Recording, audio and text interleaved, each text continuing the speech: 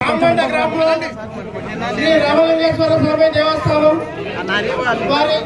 ధర్మకర్తగా నియమించబడిన ధర్మకర్తగా నా విధి నిర్వహణలో సక్రమంగాను విశ్వాసపాత్రంగాను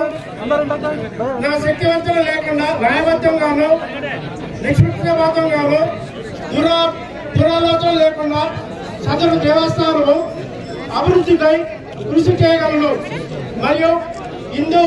దేవాదాయ ధర్మాదాయ చట్టము 30/87 మరియు దాని నిబంధనల్లో పడి విధులను సక్రమంగా నిర్వహించగలనని దేవుడిపై ప్రమాణం చేసి చెబుతున్నాను.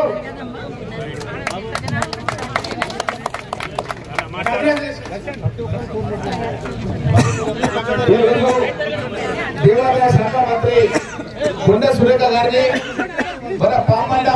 రామలింగేశ్వర స్వామి ఆలయానికి పిలిచి ఇక్కడ మన సీనియర్ అగ్రికల్చర్ మినిస్టర్ గారు తుమ్మల నాగేశ్వరరావు గారు, అదేవిధంగా సీతక్క గారు, పంచాయత్ మినిస్టర్ గారు, చీఫ్ విప్ గారు, కలెక్టర్ గారు, ఎస్పీ గారు మేమంతా కూడా ఇక్కడికి విచ్చేసింది. ఎందుకంటే మన పామండ దేవాలయం అన్నది మన రంగారెడ్డి జిల్లా నుంచి కర్ణాటక వరకు ప్రసిద్ధి చెందినటువంటి దేవాలయం. భక్తులు శివరాత్రికి ఉగాది పండుగకు వేలాది మంది భక్తులు ఏకశిలా పర్వతమైనటువంటి ప్రాచీన మనమైతే 3 తరాల నుంచి 200 సంవత్సరాల నుంచి ఈ పామండ దేవాలయం గురించి మన పెద్దలు తాత నుంచి కూడా మనం వింటున్నాం. నేను ఎమ్మెల్యేగా నామినేషన్ చేసేది కూడా ఇక్కడి నుంచే స్టార్ట్ చేసిన, ఎమ్మెల్యేగా గెలిచిన తర్వాత కూడా ఇక్కడి నుంచే కార్యక్రమం స్టార్ట్ చేసిన.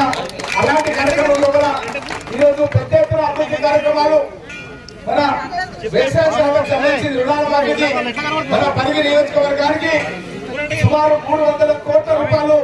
వ్యవసాయ శాఖ మంత్రి గారు, గౌరవ ముఖ్యమంత్రి రేవంత్ రెడ్డి గారు ఒక ఆలోచన విధానంతో 6 గ్యారెంటీలు అమలు చేస్తామని చెప్పిన దాన్ని దృష్టిలో పెట్టుకుని కేవలం పరిగి నియోజకవర్గానికి 300 కోట్ల రూపాయలు దగ్గర మాఫీ అయిన సందర్భం లోపల దానికి ధన్యవాదాలు చెప్పడానికి నేను మన వ్యవసాయ శాఖ మంత్రి మన తుమ్మల నాగేశ్వరరావు గారిని ఇక్కడికి ఆహ్వానించడం జరిగింది.